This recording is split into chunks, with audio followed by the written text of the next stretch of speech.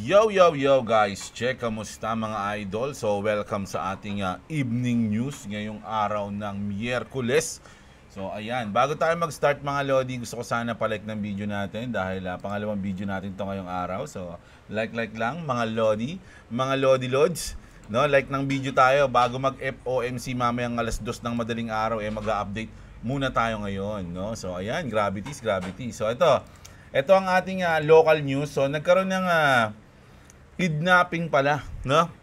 Dito sa Pilipinas. Tapos ang ransom crypto, no? Philippine National Police sa subpoena 2 local crypto exchanges in relation to steel magnate Anson Cue ransom probe. Official said in a press briefing. So merong mga pinatawag na crypto exchanges. So hindi nila kasi pinangalanan kung anong crypto exchange mga lods, no? Siguro doon in-out yung kanilang ransom na crypto, mga idol, no? So dito ganito nilabas yung kanilang ransom. Money trail, here's how the PNP trace ransom payments in Anson Cue case through local and foreign crypto exchange. So pinatawag nila yung crypto exchange and then siguro pina-explain sa kanila, boss, paano ba nila nilabas yan? Kasi for sure, hindi naman sa mga idol, no? Yung ating mga kapulisan siguro konti lang, sabihin natin konti. Yung merong knowledge na medyo malalim pagdating sa mga crypto at sa mga crypto payments, no? Siguro yung iba marunong, may kilalang pala ako nagte-trade mga lodi, no? Shoutout dun kay boss na tropa ng aking tropa. na nanonood sa akin, no? Yun basta yun si sir. Ayun, binanggit niya ako kaya sa tropa ko, hindi ko na rin sabihin pangalan. Initial na lang, si CJ. Si CJ. Tropa natin si CJ, yung kanyang sir.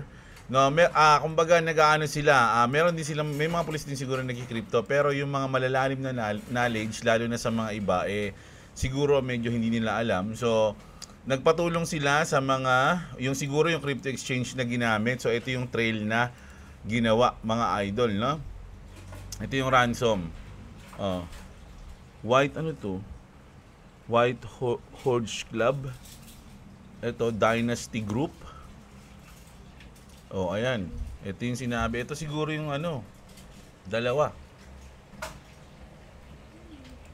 Tapos ito na yung parang follow-up news ngayon, pinakabagong news dito. Locally, sa virtual asset service provider, meron tayong dalawang company na napadalhan. Hindi na po namin i-mention ang pangalan, sabi, pero nakapag-provide na rin sila ng details for KYC. So ito, babanggitin ko lang. Merong mga crypto exchange na walang KYC, pero delikado yun pagdating sa P2P, mga idol, no? Kaya mas maganda, meron kayong crypto exchange na meron kayong KYC. Kasi doon, tiwala yung mga nagpapapalit, yung mga bumibili, yung mga nagbebenta, tiwala sila pag may KYC. Kasi nga, matitrace yan, mga lodi. Kaya yung usually ang ginagawa ng iba, meron silang crypto exchange na walang KYC, and then meron silang crypto exchange na naka-KYC sila.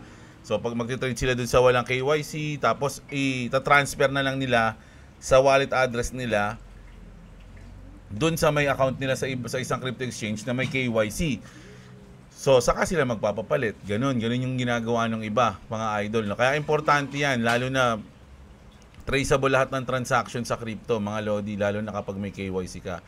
At doon sa labas ng bansa, na foreign virtual asset, ano ba to? Kalimutan ko pa, BASP security payment, ayun ata yan virtual asset security payment. Tama ba ako? Baka mali pinagsabi ko. Nanguhula lang no? Ayan. Nakapagpadala na rin tayo ng isang preservation order at yung isa ay nakapag-reply na sa atin, no? So sa foreign sa foreign exchanges siguro, with the help of an international virtual asset service provider authorized, we're able to track the flow and freeze around $79,800 in USDT or about 4.5 million. Meanwhile, the two locally registered BASP have already cooperated. So sa tingin nyo, makukuha ba to, mga idol, no? So nung nakaraan, Hindi naman sa akin binibigyan natin ng idea yung mga kidnappers ha. Yung nakaraan, meron tayong video na pinakita, 'di ba? Yung wag mong hindi dapat sa nakapangalan yung asset mo pero kontrolado mo. 'Di ba? Natatandaan niyo 'yon? Yung video natin na 'yon. So, pwedeng gano'n siguro hindi rin maalam yung mga kidnappers dito. Pero hindi naman sa pag-aano ng mga lodi. Solid din yung ginawa ng PNP siguro. Ang kinontak agad nila yung mga crypto exchange na sangkot. So, dun pa lang magkakaroon na sila ng idea sa mga susunod na transaction. So, maganda yung ginawa nila dyan. Basahin lang natin yung mga comment dito. Ano ba yan? Dapat mag-invest ang kapulisan natin sa cybersecurities and expert para dyan. Hindi lang in words but in persons. Skill and equipment, sabi niya. Iyak mga nagsabing hindi traceable yung ransom money. Useless. Hindi. Ano talaga yan? Traceable pala. Traceable talaga yan. Open nga yan. Open book nga yung crypto mga lodi. Kaya pansin nyo, yung mga transaction ng iba, nati-trace natin yung mga whales, 'di ba? Nalalaman natin, may isang whale na nag-trade pa nga, sa trade pa nga yun, hindi lang transfer Nag-open ang position sa ganito. Ibig sabihin, open, nakikita natin, kumbaga traceable siya. No? So, ayun, isa rin sa mga kagandahan yun ng crypto, mga loads. No? Kaya kunyari, may mga mangurakot o may mga matitrace ng ng mga tao yun. Kaya siguro ayaw nung iba diyan kasi nga natitrace. Merong video na nilabas dati si Brad Garlinghouse na sa Saudi, ginamit yung Ripple. Kaya merong private ledger tsaka public ledger ang Ripple dahil yung private ledger ginagamit yun ng mga private person at syempre private nga, no? Hindi, kumbaga yun, parang mahirap i-trace yung mga ganun, hindi mo matitrace. Pero sa public, ayun, matitrace yun. Kasi nga, sabi niya nga doon, kung ikaw, bilyonaryo ka or bank ka na magta-transfer ka ng mga malalaking kaperahan, syempre, parang para sa iyo mas maganda kung private 'yun, hindi yung public kasi makikita ng mga tao. So, kaya yung Ripple, meron silang private ledger. So, ang problema na lang niyan kung magiging magkapresyo ba yung XRP sa private ledger at sa public ledger kasi magkaiba daw, mataas daw yung presyo ng private ledger. Walang nakakaalam nun, mga idol. Kung magkano yung presyo ng XRP sa private ledger, kahit saan mo i-search, hindi walang idea. Yung sinasabi nila may nag-leak na ganito daw yung presyo. Pero hindi yun walang kasiguraduhan nyo kung totoo yun. Baka binubudol lang tayo nun, mga lods. So dito, ayan yung news natin sa local news. Ito naman. Ito ngayon yung mga top meme coins. Mga lods kasi syempre baka nag-asawa na kayo. So ito, ang top meme coins natin ngayon is Dogecoin, the original meme coin with enduring popularity. Legit yan, bibili ako niyan. Bibili pa lang, may plano pa lang pero wala pa ako. Shiba Inu, strong community-driven token with ongoing developments. Sang-ayon ako dyan at marami na ring partner ang Shiba Inu. Pepe Coins, gain rapid attention with its meme culture appeal. No? So ayan meron tayong Pepe. Meron din ako niyan dati, ngayon wala na. Floki, meron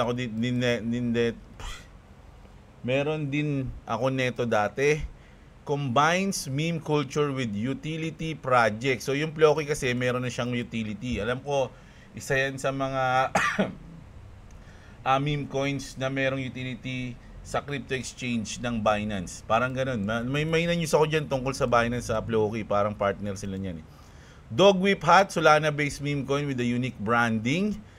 Bonk. Ito, mga sikat to ng mga talaga. Bonk, meron din ako nito noon. Solana-based meme coin with unique branding din. Hindi, iba pala. Another Solana meme coins that been gaining traction pala. Ayun pala yung sa kanya. Yung Monk coins, ito, napakamura pa lang nito.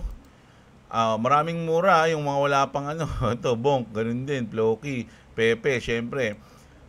Monk coins, a newer entrant in the meme coin space. Ayan. Monk coin. Nako. Turbo, an AI-generated meme coin that has seen significant interest. So, may nagkakaroon ng hype sa kanila. Si Joe Biden. Parang Joe Biden, Pero baliktad. Si Geo Biden. Ayan, as satirical coin with political meme themes. Tsaka yung Kabusu. No, name after the dog behind Dogecoin carrying nostalgic value. So, ito yung mga meme coins natin. Pero sa akin, kung tatanungin nyo ako, Kapag lumabas yung regulations natin, mga Lodi, sa hula ko lang to, sa akin lang to. Pwede nyong pag-aralan lahat ng meme coins dito na may chance na mag 100x. Sabi nila yung mga meme coins may chance na mag 100x, no? So 100x, 500x, 1000x. Pag-aralan nyo to kung sa tingin nyo, trip nyo yung mga ganitong meme coins at pwede kayong maging trilyonaryo. Di ba? Pero sa akin, kung sakaling magkakaroon ng regulation, na sa tingin ko lang ang mabubuhay dito is yung Doge, Shiba, Floki. Ayan siguro yung tatlo na yan. Ayan sa tingin ko lang pwedeng mali ako, 'di ba? Mga Lodi, alam niyo yan. Pwede tayo magkamali at madalas naman tayo nagkakamali, no? So baka nga, pero kung magkakaroon tayo ng law o yung regulations natin, pwedeng tamaan ang maraming coins. Isa na yung mga meme coins diyan, no? So pag-aralan niyo mabuti yan, mga Lodi. Speaking of Doge is waking up, and when Doge run, the whole meme coin army follows. Kasi si Doge parang ito yung daddy ng mga meme coins to eh. Kumbaga sa crypto, ito si Bitcoin. Sa mga Doge, sa mga meme coins pala. O yan, sa mga meme coins parang siya si Bitcoin. 'Di ba? Siya yung father ng mga meme coin, father ng mga Dogecoin. Father ng mga meme coin. So, ang sabi dito, once na lumipad si Doge, malamang hatakin niya lahat ng mga meme coins, di ba? Bumubuo siya ngayon ng inverse head and shoulder pattern on the hourly chart. So, ito yan, alam niyo naman yan, inverse yan. So, ang kumbaga ang probability na pwede mangyari is basagin niya to. Di ba? Head, shoulder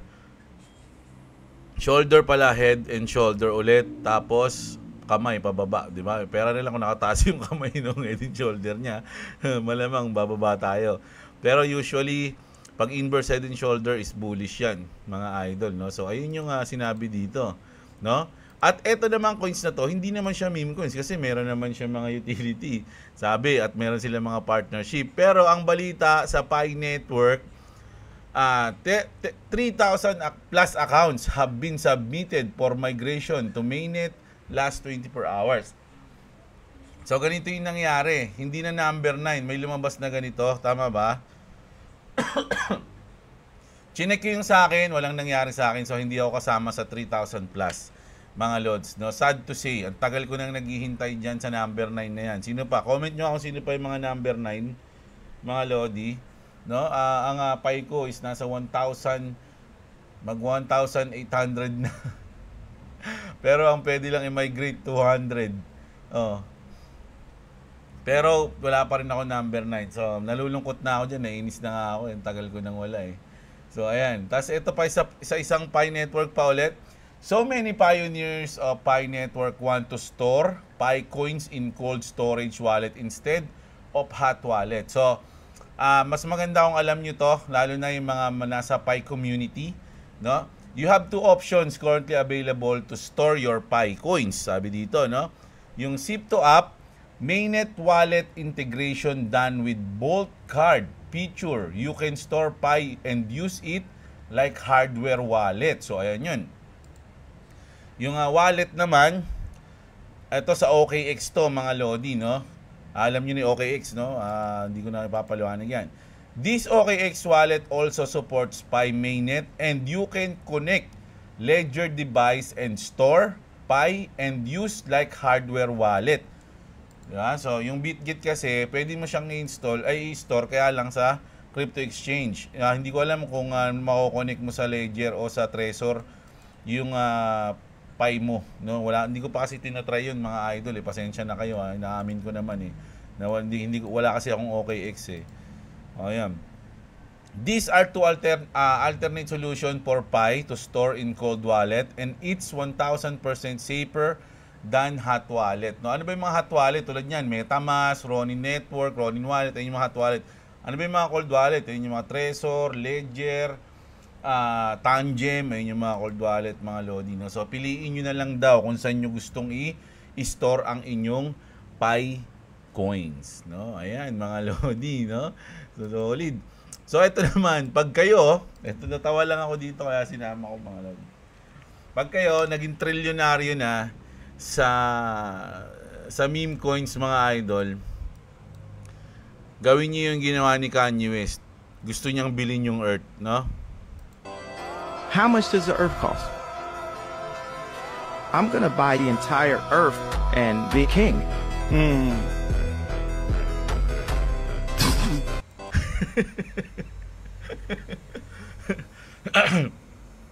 Natawa, natawa si Joe Rogan eh. Parang ganito kasi magiging feeling ng mga ng mga pumaldo sa meme coins, mga idol eh, di ba? Kaya mo nang bilhin yung Earth. How much does the Earth cost? I'm gonna buy the entire Earth and be king.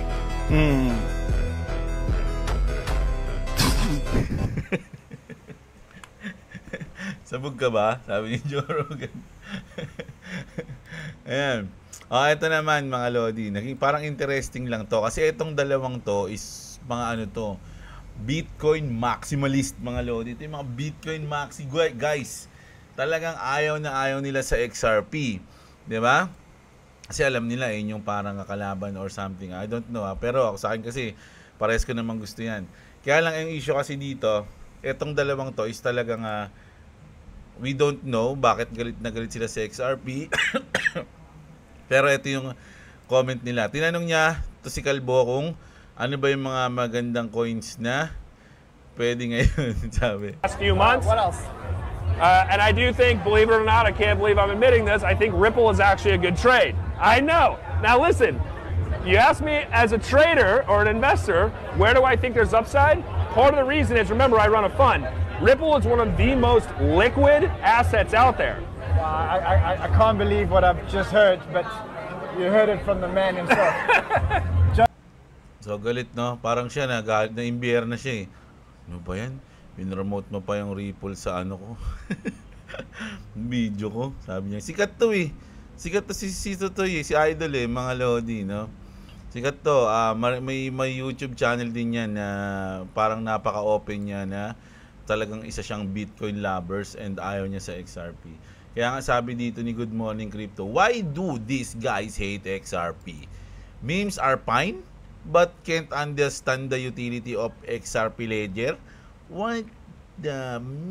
Sabi niya. So, ayan. Yung mga meme coins, okay lang sa kanila. Pero yung XRP na may utility, mga Lodi, ayaw na ayaw nila. Parang hindi mo maintindihan kung bakit ganun. Diba? So, ito na. Ito, Coinbase unveils new Bitcoin commercial. So, ito ang ganda nito, mga Lodi. Pakinggan nyo lang yung paliwanag niya. If a Bitcoin was the size of a quarter, all 21 million of them would fit inside a single shipping container.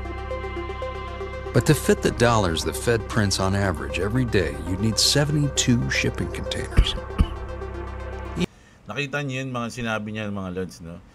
Yung 20 million na Bitcoin, kaya sa isang ship container lang. Pero yung piniprint na pera ng Federal Reserve, mga Lodi, every day is ganito kadami. The Fed prints on average every day, you'd need 72 shipping containers. Each year, you'd need 26,280 containers. And to fit what they've printed in the last decade, well, you'd need a lot more than that. Grabe, no? The future of money is here. Crypto. Siyempre, pangkalahatan tayo, mga Lods, no? XLM, HBAR, Cardano, Ethereum, Solana, Bitcoin, XRP, Doge, SIB, lahat. Ayun yung mga para sa akin is future na money, no? The future of money. Yun lang sa akin, mga Lods, no? Kasi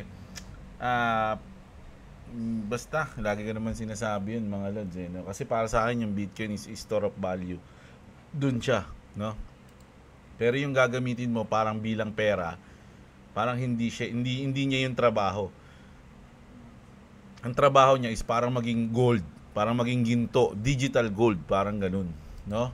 Pero yung gagamitin mo siya parang fiat, pera, pang transfer, pang bili, pang ano ganun, is hindi yun para sa kanya, para sa akin, no? Para sa akin lang yun, mga Lods. Ito naman, sabi dito, ito na yung last natin, sabi ko nga sa inyo, this is a midnight update. I personally think that this, kasi nga ngayong medyo ang pangit ng galaw ng XRP ngayon, mga Lods. Ang magandang galaw ngayon is yung Bitcoin, no? Bitcoin ngayon, mamaya mga Lodi, alas 2, magkakaroon tayo ng FOMC meeting at titignan natin kung gaano ka-volatile ang mangyayari. Pwedeng mag-pump and dump ng isang beses lang tapos balik uli sa napaka-boring na consolidation, or pwede namang pump and dump ng matagal ng madami, ganun. Di ba? Hanggang bago siya huminto kung saan man. Kasi kung hihinto siya ngayon sa baba, mga Lodi, nako, mukhang matagal tayong mapupunta dyan. At baka mahirapan tayong umangat sa mga susunod na buwan. Baka July pa tayo umangat.